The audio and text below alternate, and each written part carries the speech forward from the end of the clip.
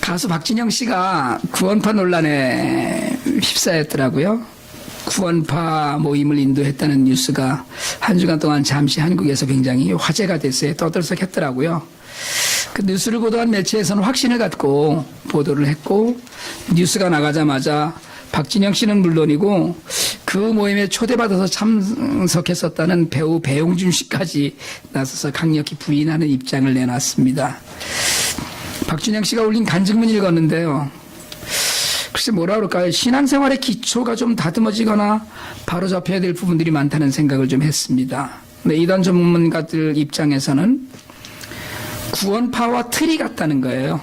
박진영 씨의 그 간증이나 신앙생활의 삶이. 예를 들자면 박진영 씨가 2017년 어느 날인가 히브리서 10장 10절을 읽고 갑자기 구원을 깨달았다, 내가 구원을 깨달았다 이렇게 표현을 했는데, 자신이 깨달음으로 구원을 받았다고 했어요. 근데 여러분, 구원은 깨닫는 것이 아닙니다. 죄를 깨닫는 것이죠. 말씀으로 우리가 죄인임을 깨닫는 것이거든요. 그래서 그것을 하나님 앞에 죄를 회개하고 예수님을 영접함으로써 구원을 받는 것인데, 이건 순전히 은혜로 구원을 받는 것입니다. 근데 구원파는 구원을 깨닫는다고 하는데 박진영 씨가 이제 이런 표현을 좀 썼다는 것이죠. 심지어는 한국교회는 부흥회나 사경회를 하면 보통 3, 4일 정도 하는데 구원파는 집회를 꼭 7일씩 한답니다. 근데 박진영 씨 모임이 꼭 7일짜리라고 그러더라고요. 그래서 그런 틀에 좀 갇혀 있는 거 아니냐. 근데 제가 우려스럽게 생각한 것은 박진영 씨가 속해 있는 교회나 종파가 없다. 자신은. 내가 속한 유일한 모임은 4년 전 자기 친구랑 같이 성경 공부를 둘이서 집에서 시작한 성경 공부 모임인데, 지금처럼 어떤 종파에도 속하지 않은 채 자유롭게 성경에 대해 토론하며 공부하고 싶다는 입장을 전한 부분이에요. 전 책도 많이 읽었을 거고 공부도 많이 했을 것이라고 생각은 하지만, 여러분, 그 정도의 지식을 훨씬 넘는 이들도 성경 공부를 인도하지는 않습니다, 사실은. 가까운 예로 예수를 구주로 영접하고 세례받고 믿기 전에 이미 성경을 주석할 만큼 실력이 있었던 이혜령 선생 같은 분들도 누구에게 성경공을 가르쳤다는 말은 들어본 적이 없거든요. 정통교회의 목사들은 신학교에서 훈련받고 목사 안수를 받는 등 체계적인 공부를 통해서 목사가 되는데, 여러분, 분명하게 얘기할 수 있는 건 구원파는 신학을 제대로 공부한 사람들이 아닙니다. 대개의 경우에 교주로 있는 사람들이 신학을 공부한 사람들이 없어요. 여러분, 신학을 공부하면 자신이 예수라고 이야기 못합니다. 신학을 제대로만 공부한 사람들은 구원의 논리를 그렇게 간단하게 얘기하지 못해요. 여기서 이단이 출발하고 사실은 구원파가 건전한 성경 해석을 하지 못해서 사회적 무리를 빚고 이러는 거거든요. 개인의 신앙은 신앙의 자유니까 누가 뭐라고 하겠어요. 그런데 기독교인들만이 아니고 안 믿는 사람들도 사실은 세월호 사건 이후에 그 교주 유병헌과 엮어서 구원파라 이러면 일종의 트라우마 같은 걸 좀 갖고 있거든요, 한국 사람들이. 그러니까 이게 충분히 뉴스거리가 된다고 보고요. 박진영 씨는 적어도 한국에서는 공인임에 틀림없고, 그런 분이 수많은 사람들에게 영향을 끼칠 수 있는 삶을 살고 있으니까요. 예를 들자면 만민중앙회 이번에 구속됐죠. 누구죠? 성추행으로 구속됐는데, 그런 양반 교회에 나가는 연예인은 그 연예인 한 사람 때문에 130명이 한꺼번에 전도받아서 등록을 했답니다. 그 교회에. 그러니까 영향력이 있는 거예요. 그런 아이유 같은 사람 하나 우리 교회에 나오면 좋겠다 이런 생각이 들어요. 제 개인적으로도 자기가 아니라고 하고 스스로 그냥 깨달은 단순한 성경 공부 모임이라고 하는데 굳이 떠들 일은 없다고 생각은 해요. 근데 이런 모임은 사실은 조금 더 체계적으로 목사님들의 신앙 지도를 좀 받아가면서 어느 교회나 단체에 소속이 되어 있는 것이 좋습니다. 왜냐하면 구원은 개인을 향한 하나님의 은혜인 것이 분명하지만 구원 이후의 모든 삶은 반드시 교회를 통해서 하게끔 되어 있어요.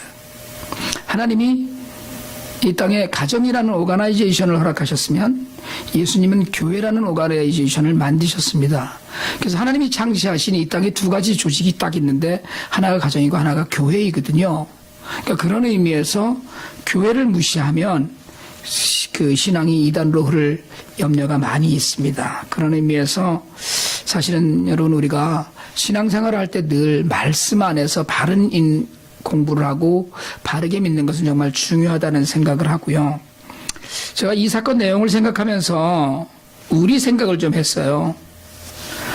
여러분 한국에서 흔히 그런 얘기, 한국교회가 흔히 그런 얘기 하잖아요. 구원의 확신이 있으십니까?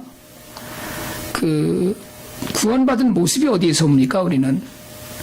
박진영 씨는 자기가 구원받았다고 해서 성경 공부 모임을 인도하는 것으로 그것에 대한 가품을 하는 것처럼 그러는데, 여러분 우리는 예수를 모르는 이들 또는 어렴풋이 믿는 이들에게 예수를 전하는 일에 이단의 발끝도 못 따라갑니다. 사실은 정통교단은. 그러니까 우리는 예수를 믿는다고 하는데 이단만큼 열심은 아니라는 거예요. 심지어 우리가 지난 금요일날 야고보서를 이야기했던 것처럼 경건도 행동하는 경건이 필요하다 우리는 그렇게 얘기하거든요. 그래서 가난한 과부나 고아를 구제하는 것이 하나님 앞에서 순결한 경건이다 이렇게 얘기했는데, 결국은 예수를 믿고 구원받았다는 것은 드러나는 모습이 있다는 겁니다. 어떤 모습인가? 그러니까 우리에게 예수의 모습이 드러나는 삶이 있는가, 이걸 한번 돌아봐야 된다는 거죠. 그러니까 남들이 보기에 좀 예수 믿네 라고 여기다 이마에다 예수쟁이 이렇게 써붙이고 다녀야 된다는 이야기예요. 그게 삶으로 드러나야 된다는 거거든요. 교회도 마찬가지입니다. 성도만이 아니고 교회 자체도, 저는 뿌리 깊은 교회를 개척하면서 가장 중점적으로 생각한 것이 예배와 믿음, 행하는 믿음입니다. 우리끼리 좋은 교회가 아니라, 여러분 우리끼리 모이면 좋잖아요. 좌우간 주일날 모이면 친교도 나누고 서로 웃고 즐기고 안부 묻고, 청년들은 저만 없으면 맛있는 거 해서 먹고 자기네들끼리 그렇게하고 즐거운 시간 보내고, 우린 좋잖아요. 근데 우리끼리 좋은 교회가 아니라 남들에게, 안 믿는 사람에게, 가난한 이웃에게 좋은 교회가 되면 좋겠다, 그런 기도를 하면서 개척했어요. 교회가 모이는 횟수나 프로그램을 최대한 줄이거나 없애고 대신에 세상에서 말씀대로 행하면서 사는 교회, 이게 필요하다는 거 생각이거든요. 그러니까 누가 목회 비전이 뭐냐고 저한테 가끔 물으면 솔직하게 드릴 말씀이 전 별로 없습니다. 왜냐하면 그건 할 말이 없어서가 아니라 하나님께서 내게 주시는 비전을 따라가는 것이지 내 비전대로 교회를 운영하는 건 아니라는 생각을 하는 거죠. 다만 하나님께서 제게 행하는 믿음, 이웃을 생각하는 믿음, 믿지 않는 자들의 손을 만져주는 믿음을 원한다고 저는 믿기 때문에, 그래서 가난한 자들이나 고아와 가부에 대한 긍휼한 마음을 가지고 정말 연약한 자들을 축복하면서 우리의 삶을 나누는 행함이 있는 그런 교회여야겠다. 이게 나름대로의 비전이라면 비전일 수 있습니다. 그래서 우리는 교회가 전에 몇 주 전에 말씀드렸던 것처럼 선교적인 교회, 우리가 미셔널 처치라고도 하죠. 그렇게 자리매김을 하길 바라는 거예요. 그건 여러분 사람이 많고 적고와 관계없습니다. 교회 예산이 많고 적고와 관계없어요. 여러분 저는요, 선교하다가 망하는 교회가 되면 가장 아름다울 거라고 생각해요. 선교하다 순교하잖아요. 난 퍼주다가 망하면 하나님이 책임질 거라고 저는 믿습니다. 저는 이제까지 그런 믿음을 갖고 15년 동안 목회를 해왔고요. 그 선교의 한 도구로서 우리가 사실은 IT 고아들의 구제와 구호에 힘을 쏟고 있어요. 교회가 선교의 수단은 아니지만 선교가 교회의 목적이 되어야 되고요. 그리고 복음을 전하는 방법으로 저는 가난한 자들의 이웃이 되는 것이 옳다고 믿습니다. 다른 이들을 축복하는 교회, 다른 사람들을 축복하는 교인들이 있는 교회가 되기를 원하는 것이고요. 그리고 그 축복은 말로 하는 것이 아니라 옆에 가서 앉아서 손 만져주고 함께 하는 것이라고 저는 믿습니다. 그러면 여러분, 다른 이들을 축복하는 사람은 어떤 사람입니까? 다른 사람들을 축복하는 사람들은 사실은 굉장히 특별한 사람들입니다. 금요일 깊은 뿌리마당에서 이야기했듯이 야고보서에서 고아와 가부를 돌보라는 것이 하나님 앞에서 흠없는 경건이라고 했는데, 그럼 경건한 사람은 어떤 사람이냐는 거예요. 여러분, 다른 사람들을 돌보는 사람, 다른 이들을 축복하는 사람들을 복받은 사람이라고 이야기합니다. 그건 아무나 못하는 거예요. 사실은 누구나 할 수 있는 것 같지만 못합니다. 그게 바로 행복한 사람이에요. 예수 믿는 사람이에요. 그래서 예수를 믿으면 행복합니까? 여러분, 구원은 행복이 맞나요? 구원받고 예수를 믿으면서도 가난하고 병들고 죽습니다. 구원의 확신을 갖고 정말 기쁨으로 예수를 섬기고 교회를 섬기는데도 너무나도 힘든 삶에 고난이 닥치기도 해요. 여러분, 그런데 그럼에도 불구하고 행복하신가요? 오늘 우리가 읽은 성경 본문은 신명기 34장의 바로 앞 33장이에요. 그러니까 33장의 바로 뒤는 뭐예요? 34장. 모세의 마지막 유언입니다. 그리고 축복이에요.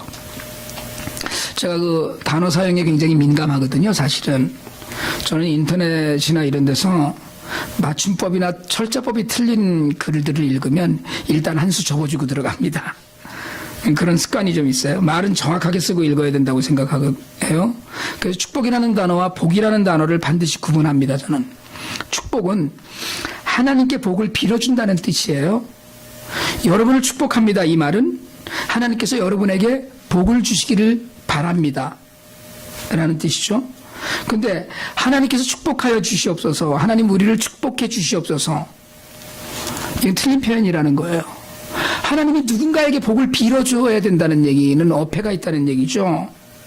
그래서 누구는 이제 관용적으로 축복이라는 단어를 쓴다고, 그럼 뭐 맞죠. 관용적으로 지금 한국교회가 거의 뭐 그렇게 쓰니까. 그런데 맞춤법에도 어긋나고, 이게 축복이라는 단어가 한자어거든요. 빌축자, 복복자. 그러니까 한자어인데 한자어의 뜻에 뒀어도 어긋난다는 거예요. 그러니까 피해야 될 거죠. 많은 분들이, 하도 많은 분들이, 이제 거의 대부분 사람들이 이제는 이걸 혼동해서 쓰기 때문에 다른 분들이 기도하면 그냥, 아, 그렇지, 복 달라는 얘기로구나, 뭐 그냥 이렇게 알아요. 저도 그렇게 이해는 하고 그렇게 알아는 듣지만, 여러분, 이런 것도 우리가 좀 습관을 들이면 좋겠어요. 축복은 우리가 서로를 빌어줄 때, 복은 하나님께서 주시는 것, 그런 것에 대해서 좀 우리가 생각을 좀 하는 것이 좋은데요. 신명기 33장은 모세의 축복이 담긴 장입니다. 모세가 하나님께 복을 빌어주는 거예요. 요즘 마침 우리가 그 신명기로 매일 성경 5월, 6월 두 달간 묵상을 하고 있는데요. 신명기는 30장까지 이런 일이 있었다, 순종해라, 사랑해라, 이런 명령으로 거의 다 되어 있습니다. 그리고 31장, 32장에서는 너희들 그 우상숭배하고 끝장날 날이 올 거다 라는 예언을 해요. 하나님을 배신할 거다 너희들이, 이런 예언이 들어 있습니다. 근데 그래놓고선 갑자기 마지막 장에 와서, 이게 마지막 장인 이유는 34장은 모세가 기록한 것이 아니에요. 모세 죽음에 대해서 기록했습니다. 그래서 34장은 실제로 모세 이후에 후대에 기록되어서 첨부된 것으로 보고 있습니다. 33장에 와서 축복하는 거예요. 모세는 지파별로 다 축복을 하고요. 그리고 오늘 우리가 읽은 본문에서 이스라엘 민족 전체를 축복합니다. 근데 오늘 본문이 여수룬이여라고 시작을 해요. 여수룬이라는 익숙하지 않은 단어로 시작을 합니다. 근데 이 여수룬이라는 말은 이스라엘의 별명이에요. 이스라엘의 별칭입니다. 우리가 최연수 자매를 무슨 뭐 꿀벌이 엄마라는 둥, 생길이 엄마라는 둥 이렇게 부르듯이 별칭이에요. 근데 여술은 이 뜻이 의로운 자, 사랑하는 자라는 뜻입니다. 그러니까 하나님이 너무 예뻐서 부르는 거예요. 그렇게 우리 부르는 단어거든요. 그러니까 모세가 이 단어로 이스라엘 백성을 부른 건 뭐예요? 너희는 하나님의 사랑을 받는 의로운 백성이라는 거예요. 막 너무 좋아서 어쩔 줄을 몰라갖고 부르는 거예요. 여러분, 우리가 서로 좀 부를 때, 우리는 온 교인이 민혁이를 부를 때는 민혁아 이러고 부르지 않아요. 민혁아 이렇게 하고 뭐 어른들이 온갖 애교를 다 하면서 부르거든요. 근데 승은이를 부를 때는 절대로 안 그렇게 불러요. 제이콥 이렇게 부르거든요. 그러니까 우리가 옆에 사람을 부를 때도 좀 여수룬을 부르는 것 같은, 여수룬이라고 하는 것 같은 그런 마음으로 부르면 좋겠다는 생각을 해요. 여러분, 우리가 서로 하나님이 다 사랑하는 사람들인데 얼마나 하나님이 사랑하셨으면 여러분이 아니고 옆에 있는 사람 때문에 예수님을 십자가에 못 박으셨겠어요. 그러니까 옆에 있는 사람들을 부를 때 함부로 부르지 말고 함부로 대하지 말라는 거예요. 왜? 여수른이니까 그 사람이 하나님께서 사랑하는 사람이고 하나님이 의로운 사람을 대하듯이 하는 사람이니까. 그러니까 저는 여러분들을 가르치느라고 좀 야단을 치면서 부르더라도 여러분은 서로를 부를 때 정말 눈에서 하트가 뿅뿅 나오는 것 같은 그런 목소리로 불러주시길 바랍니다. 앞으로 모세가 이처럼 의롭고 사랑스러운 여수른에게 오늘 우리가 믿는 하나님 같은 분이 없다고 이야기해요. 어떤 분이에요? 사랑으로 모든 걸 내준 분이에요. 여러분, 세상에 죄인을 위해서, 피조물을 위해서 대신 죽어준 신은 없습니다. 특별한 일입니다. 근데 누가 특별한 겁니까, 이게? 하나님이, 예수님이 특별한 신이에요? 아니에요. 하나님은 그냥 하나님이셔요. 우리가 특별한 거예요. 우리가 그 위대한 사랑을 받고 있기 때문에 우리를 특별하게 대우하신 거예요, 하나님께서. 그러니까 여러분은 굉장히 대단한 사람이에요. 제가 여러분들 앞에서 설교를 한다는 이 자체도 무지하게 영광인 것이 하나님 때문이 아니고 여러분 때문에. 왜? 굉장히 특별한 사람들 앞에 제가 설교를 하잖아요. 약간 비꼬는 내용이 좀 들어있는 것이긴 하지만 그렇게 특별한 사람이에요. 그러면서 29절에서는 여호와의 구원을 너같이 얻을 백성이 없다고 그래요. 그러니까 우리가 얼마나 특별한 사람이면 하나님이 우리를 사랑하는 이런 사랑이 없다는 거예요. 특별한 대우를 받고 있는 거예요. 그래서 우리를 보호하시고 우리를 높이시고 우리를 승리하게 하신다고 오늘 본문에서 이야기해요. 그 놀라운 사랑을 받는 우리에게 모세가 오늘 축복해요. 너는 행복한 사람이로다. 가슴에 손을 얹고 한번 얘기해 보실래요? 나는 행복한 사람이다. 시작. 자신이 없으시네. 한 번만 더 하세요. 당신 행복한 사람이다. 옆에 사람 보기 시작. 어떤 번역본에서는 이 구절을 당신은 행운아입니다 라고 번역을 했고요. 너희는 복을 받았다라고도 합니다. 여러분, 복 받았어요. 너는 행복한 사람이로다 이야기했는데 여러분 행복하십니까? 행복하세요? 아멘. 여러분, 행복한 사람은 하나님이 주시는 복을 받은 사람이에요. 근데 때로는 아까 제가 우리 키즈클럽 애들하고도 얘기했지만 우리는 사실은요, 하나님보다는 돈이 좀 많으면 행복하다고 생각을 해요. 우리는 사람 때문에 행복해해요. 어떤 일이 잘 되면 행복합니다. 그런데 그 모든 행복의 일상의 행복은 사라져요. 돈은 늘 새로운 것으로도 풍성하게 채워져야 돼요. 그 행복이 계속 공급되지 않으면 날아가 버립니다. 누군가를 사귀어서 내가 행복하다? 근데 사람은 헤어지기도 하고 죽기도 해요. 때로는 헤어져서 더 먼, 타인보다 더 먼 사람들이 돼요. 행복은 늘 우리가 생각하는 행복은 늘 매일 공급해야 되는 행복이에요. 그래서 베드로전서 1장 24절로 25절에서 베드로가 이야기합니다. 모든 육체는 풀과 같고 그 모든 영광은 풀의 꽃과 같이 풀은 마르고 꽃은 떨어지되라고 얘기합니다. 다 마르고 떨어져요. 오직 주의 말씀은 세세토록 있다고 얘기합니다. 내년에 다시 피는 꽃이라고 할지라도 반드시 잎이 떨어지고 시드는 날이 옵니다. 세상에서 우리가 누리는 일상의 모든 행복은 때로는 조금만 환경이 변해도 사라져버리고 날아가버리고 말아요. 그런데 오늘 모세가 우리를 행복한 사람이라고 얘기한 이 행복은 하나님께로부터 오는 행복입니다. 강복이라고 그러죠. 복이 임한 거예요. 위에서부터 내려오는 거예요. 어떤 복입니까? 사랑하는 복이에요. 구원의 모습이에요. 성도의 모습이 구원 가운데 드러나는 거예요. 그래서 예수 믿어서 행복한 모습이어야만 됩니다. 다른 아무 조건을 깔지 않고, 여러분 혹시 건강을 잃으셨고 주머니엔 돈 없고 하는 일마다 망했고 사람도 사라지고 아무것도 없어도 예수님 한 분 때문에 행복할 수 있는가를 스스로에게 물어봐야 되는 거예요. 이게 오늘 행복한 사람의 정체예요. 하나님의 복을 받아 행복한 사람은 처음에 제가 말씀드렸듯이 축복하는 사람이에요. 다른 사람을. 하나님의 복을 받아서 행복한 사람은 그 받은 사랑을 나누는 사람입니다. 그리고 행복한 사람은 늘 겸손하고 늘 감사해요. 여러분, 우리가 그토록 사랑하는 하나님으로부터 복을 받고 행복한 우리 삶의 자세에는 겸손과 감사가 있어야 돼요.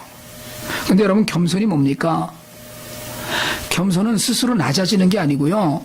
겸손은 자기 자신을 이해하는 거예요. 자기 자신을 이해하는 사람은 겸손한 사람입니다. 나 자신을 아는 거예요. 자신을 정직하게 바라보는 사람이 겸손한 사람입니다. 어떤 사람이요? 알면 겸손해지는 거예요. 내가 죄인이에요. 내가 아무것도 아니고 내가 내 주장을 할 수 없는 형편의 인간이라는 것을 아는 거예요. 여러분, 저는요, 겸손한 사람은 자기 자신을 완전하게 아는 사람이라고 믿습니다.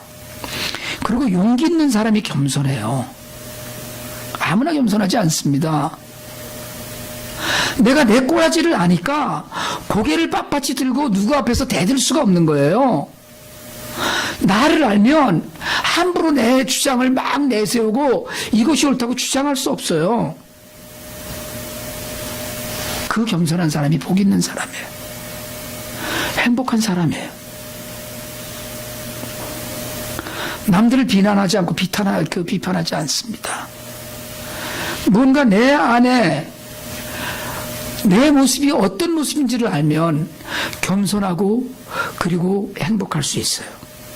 자신을 모르기 때문에 여전히 교만하고 여전히 판단하고 여전히 남을 째려보고 여전히 목소리를 높이고 여전히 하나님께 대들고 여전히 스스로를 모르고 가는 거예요. 그러나 하나님의 복을 받은 사람은 내가 복을 받을 자격이 없는 걸 아는 사람이에요. 그러니까 하나님이 주시는 복 때문에 넘치는 행복이 그 안에서 끌어오르는 사람이에요. 이 겸손한 사람이고 복 받은 사람입니다. 겸손한 사람이 스스로 아는 사람이라면 감사하는 사람은 다른 일을 이해하는 사람이에요. 하나님을 아는 사람이고 예수님을 아는 사람입니다. 여러분, 내 형편을 알고 다른 이들을 이해하면 사랑하고 그 사랑 안에서 감사할 수 있어요. 고마운 거예요, 뭐든지. 저 사람의 형편을 아는데 저 사람이 하는 걸 보면 너무 고마운 거예요, 그냥. 그 사람이 하는 꼴이 그냥 남들이 모두 다 보았을 때는 참 웃기고 같지 않고 정말 비난받아 마땅할 것 같지만 그 사람을 제대로 이해하고 알면 그것도 고마운 일이지. 이게 감사가 되는 거예요. 여러분, 예수 외에 아무것도 아닌 게 정말 그냥 아무것도 아닌 것도 다 감사한 거예요. 그래서 겸손과 감사는 전 동전의 양면이라고 생각합니다. 떨어져 있는 게 아니에요. 자기 자신을 알고 겸손한 사람은 하나님의 사랑과 은혜에 감사하고요. 다른 이들이 옆에 있는 것만으로도 감사합니다.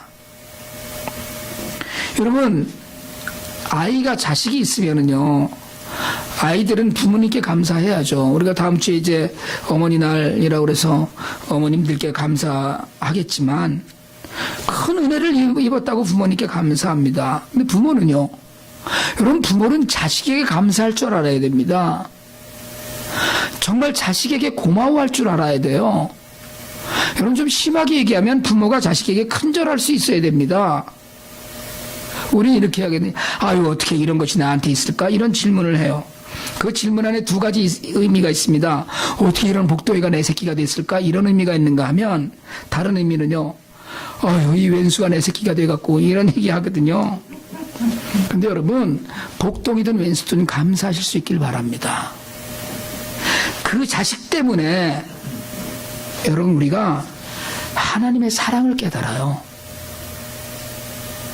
아무리 원수 같은 자식이라도 여러분, 아들 예수를 십자가에 못 박으신 하나님의 그 처참한 심정을 자식이 있고 자식을 키우면서 느끼는 거예요. 애가 조금만 아파서 넘어져도 그게 그렇게 마음에 안 됐고 힘든데 하나님은 예수를 십자가에 못 박고 칼갈이 찢으셨어요. 여러분, 아이들에게 감사하실 수 있길 바랍니다. 한국은 뭐 오늘이 어린이 주일에서 우리도 애들에게 작은 선물 하나씩 준 건데요. 여러분 선물하셨어요? 두 분 집사님은 애들에게 선물하셨나요? 어린이날이라고? 매일 하니까 뭐 우리는. 저는 승현이한테 안 했어요. 다 걷고 오늘 주니까. 자식 때문에 우리가 부모가 되고 아버지 어머니가 되고 그 자식 때문에 하나님을 좀 더 이해하게 됐어요. 하나님을 이해하면 감사할 수밖에 없습니다. 자식을 알고 부모를 알면 감사하죠. 이렇게 어려운 세상에서 나를 키우셨는데, 이렇게 힘든 세상에 저것들이 자라는데, 그게 알고 이해하면 감사하고 고마울 수밖에 없는 거예요. 근데 모든 부모는 편애합니다. 하나님은 우리를 편애하셔요. 여러분, 제가 요즘은 승은이가 사춘기라서 좀 스트러글하고 서로 그 인상 북북 긁고 그러고 지내지만, 제가 그래도 쟤를 편애해요. 제가 어렸을 때는 우리 집에 애들이 놀러 오면 그 사탕을 다 하나씩 줘요. 애들 다. 그리고 애들이 가면 승은이한테 더 한 보따리를 내놔요. 네 맘대로 먹으라고. 전 그 편애하는 거예요. 편애해요. 저는 IT에 있는 우리 위슬린에게도 꼭 가면 다른 애들보다 5배를 줍니다. 제가. 다른 애들 다 빵 하나씩 주면 먹든 못 먹든 작은 5개는 줘요. 왜요? 하나님이 그러셨어요. 저는 하나님이 그러셔서 그러는 거예요. 오늘 모세가 묻거든요. 너같이 여호와의 구원을 얻은 백성, 여호와의 사랑을 받은 백성이 누구냐? 누가 너처럼 구원받고 누가 너처럼 사랑받았냐고 물어요. 끊임없는 사랑 가운데 있습니다. 여러분, 이걸 특혜라고 그러잖아요. 특혜. 한국으로 얘기하면 부패 비리예요. 예수 믿는 우리가 특혜받은 인간이라는 거예요. 끊임없는 하나님 사랑 가운데 특별한 사랑을 누리는 거예요. 특별한 사랑을. 햇볕 나고 나무 자라는 것 모든 세상 사람들이 누립니다. 그걸 일반 계시라고 그래요. 그러나 하나님의 말씀, 특별 계시를 받은 사람은 우리뿐이에요. 여러분, 우리 교회는 아주 작습니다. 이제 이사를 가면 그걸 어떻게 감당할 수 있을까 염려할 만큼 작아요. 그렇지만 하나님께서는 우리를 사랑하셔요. 행복하다고 얘기하셔요. 너희는 복을 받았다고 합니다. 그럼 끝난 거예요. 다른 뭐가 더 필요하겠어요? 하나님 복 주기를 기뻐하시거든요. 창세기에서 천지를 창조하시고 사람 만드시고 제일 처음에 하신 일이 복을 주신 일이에요. 시편 150편의 첫 번째 편에서 복 있는 사람은 이라고 시작해요. 주님이 마태복음에서 사람들을 모아놓고 공식적으로 설교를 하실 때 제일 처음에 하신 것이 복 있는 사람에 관한 설교였어요. 심령이 가난한 사람, 애통한 자, 온유한 자 다 복 있는 사람이에요. 그 복을 우리가 누리고 있어요. 아까 말씀드렸듯이 하나님의 복이 임한 사람, 행복한 사람, 그렇게 살아요. 그런데 그런 사람은 남을 축복하는 데서 그 열매가 드러나요. 다른 일을 축복하는 사람은 그저 입술로만 잘 돼, 내가 늘 기도할게 이러지 않아요. 하나님은 우리에게 간섭하셔서 이 땅에 몸을 입고 오셨어요. 우리가 우리보다 연약한 이들, 가난한 이웃을 향해서 내려가고 그들 곁에 앉아 있을 때, 그들의 어깨를 감싸주고 있을 때 진심으로 우리의 행복이 빛날 수 있습니다. 저 사람들은 예수 믿어서 행복한 사람이로구나. 그게 드러날 수 있는 거예요. 저는 우리 모두가 정말 행복한 사람이기를 바랍니다. 실제로 여러분들이 행복한 사람이에요. 아이고, 목사님 무슨 행복은요. 자식 새끼나 잘 됐으면 좋겠어요. 이러실 수 있죠. 목사님 행복 말고 그냥 돈이나 주셨으면 좋겠어요. 그럴 수도 있죠. 그래도 여러분은 행복한 사람이에요. 왜요? 하나님 그렇게 말씀하셨으니까. 오늘 성경이 그렇게 선포해요.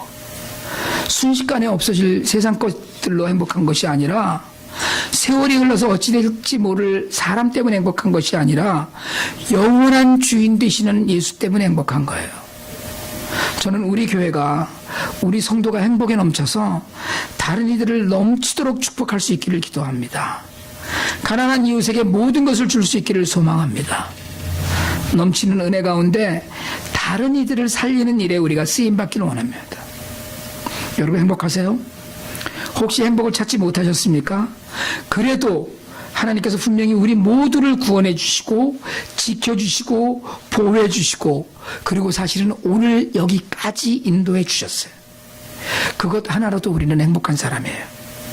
분명히 그렇게 하셨어요. 그리고 모세의 입을 빌어서 선포하셔요. 너는 사랑스러운 너는 행복한 사람이다. 너는 복받은 사람이다. 여러분 너는 구원받은 사람이다가 아니라 너는 복받은 사람이라는 거예요. 행복이 곧 구원이에요. 그런데 그 구원은 죽어서 천국 가는 게 아니에요. 이 땅에서 행복하게 사는 거예요. 그 구원의 은혜 가운데 여러분 구원해놓고 내 인생 네가 알아서 살아라. 그게 아니라 그 인생을 살아내는 우리에게 복을 주셔서 특별한 사랑의 사람으로 만드셨어요. 그래서 하나님 주신 구원과 돌보심의 은혜를 나누어서 더욱 행복하기를 여러분 오늘 우리가 더욱 행복하기를 축복합니다. 제가 지난주에 말씀 잠깐 드렸듯이 저는 ITC 티술레 베다니 마을의 니베네를 생각하면서 요즘 문득 행복해요. IT 고아들이 자라는 모습을 느끼기 시작한 것이 불과 몇 년 안 됩니다. 지난 10년 사역했는데 재작년쯤인가 애들이 크네 이게 눈에 보이더라고요. 겨우.